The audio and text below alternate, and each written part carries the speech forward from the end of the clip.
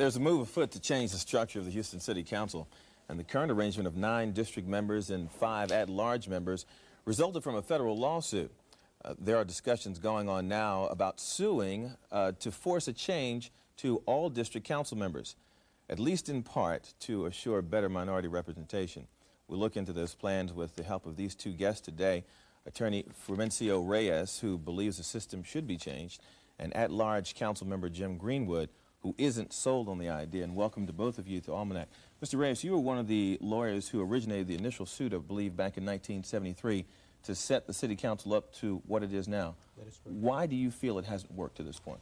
Well, first of all, we only have one Hispanic city councilman, and we've not been able to elect another one at large since the system was put in place in 1979. We believe that the only way that more Hispanics can be represented at city council is by single-member districts. Why? Why? Because we've not been able to elect anyone of our community to city council on an at-large basis. I understand that, but you're maintaining that if you had, rather than at large districts, you had single-member districts, that because people would have to come from those neighborhoods, they would more reflect the people they represent? Well, first of all, we'll cut up the city of Houston into 22 single-member districts, which would give a person running for office a smaller constituency to run from. That helps in 2 areas. The people that that individual must contact, make personal contact with, which also helps in the money situation. To run an at-large campaign would run into a lot of money, $100,000, $200,000, $300,000.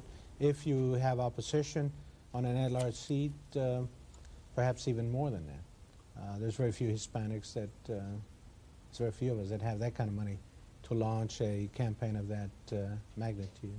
Mr. Reyes, is there any other reasons that you feel that Hispanics can't win in an at-large election in Houston, other than the money? Other than the money?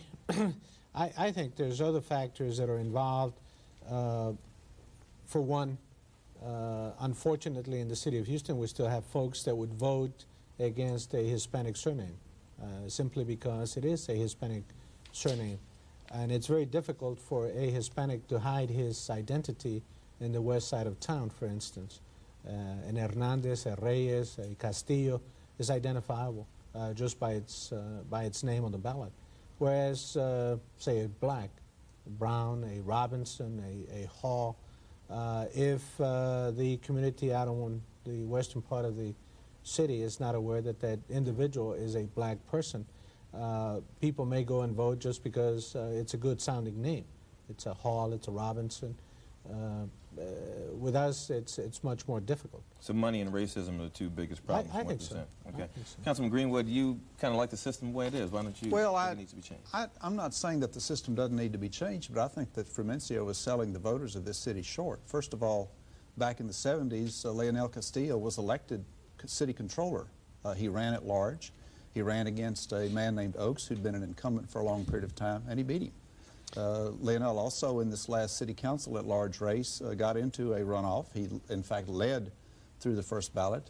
In terms of raising money, it's my perception that he raised at least as much, if not more, than the person who ultimately ended up beating him in the position 4 contest. So I think that the community certainly is while it can identify a Hispanic surname, I don't think that that necessarily means a negative vote or a vote against. Mr. Reyes, you heard what Mr. Greenwood just said about Mr. Castillo winning. What do you think? Well, I'm glad Jim brought that out. Back when Leonel ran against Mr. Oates, at that time, he had been out of office for about 8 or 9 months. He was half paralyzed, if I recalled. And the first thing we did is called a press conference between the 2 candidates. Once the public saw the difference between Mr. Oates and Mr. Castillo, there was no question as to who was the best candidate. That was a fluke. Given that, I think we can win. Other than that, Leonel Castillo proved that this last time. He came in second. Well, but the point that you were trying to make, which was that white voters vote against Hispanic surnames, doesn't bear out in the runoff because Leonel did better in most of the West Side precincts than Sheila Jackson Lee, the black opponent who beat him. So I don't know how you get to that, but I think aside from whether, and I think that it's been demonstrated that a Hispanic can win at large in the city, certainly because Leonel led going into the runoff. But I think that the other issue is whether or not at-large council membership is worthwhile from the standpoint of representing a community-wide interest as opposed to a narrower district interest. I don't see that, with all due respect to you, Jim, as an at-large city councilman. I don't think there's... Who would be out of business if it were changed? Well, no, we'll not talk about a necessarily. district for him. Not necessarily. That's no problem. No, I think... There are other at-large positions. I think, yeah. Temporarily out of business. No, I think that the issue of city council people it's so basic to the representation of folks in the city. I think that this is the only system that can truly adequately serve the needs of the community. The Asian community, the gay community in Houston is quite large, and I think a district could be carved out in the Montrose area that would elect a representative of that segment of the population, and that's what the whole deal is about. To have a city councilman, a city council that truly represents the population contained within the city.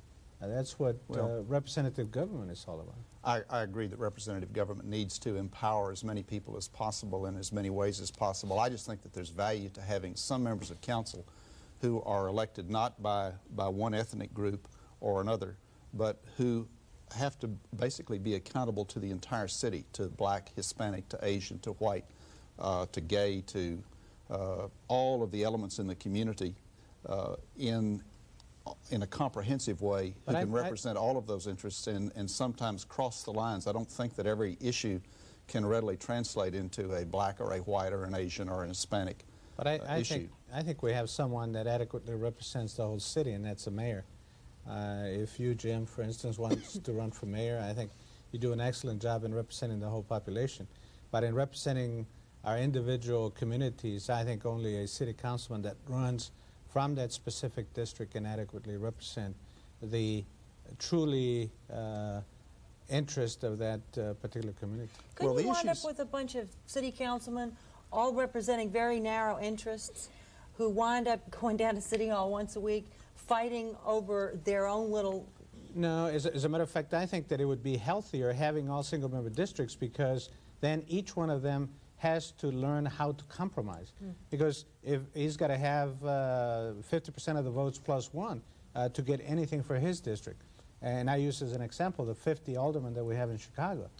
They work very well. You want Houston to be like Chicago? No, I don't want Houston to be like Chicago, but or maybe it would be good for us to be... the point that you make, though, I think can be self-defeating, because what you say is it would be possible for the 3 or 4 Hispanic representatives to be outvoted by a coalition of others, and you might never get your way, whereas with an at-large council representation, you would have some votes that would be accountable to the Hispanic community as to other communities, and coalitions might be formed in that way. But I think the overriding issue here is that if there's a feeling of powerlessness or alienation or underrepresentation, that the community needs to address that issue. We need to look at it from the standpoint of all of the communities, see whether or not the form of council, the size, the shape, configuration needs to be changed, and develop a community consensus on that. And Councilman Greenwood, we're going to have to let that be the last word.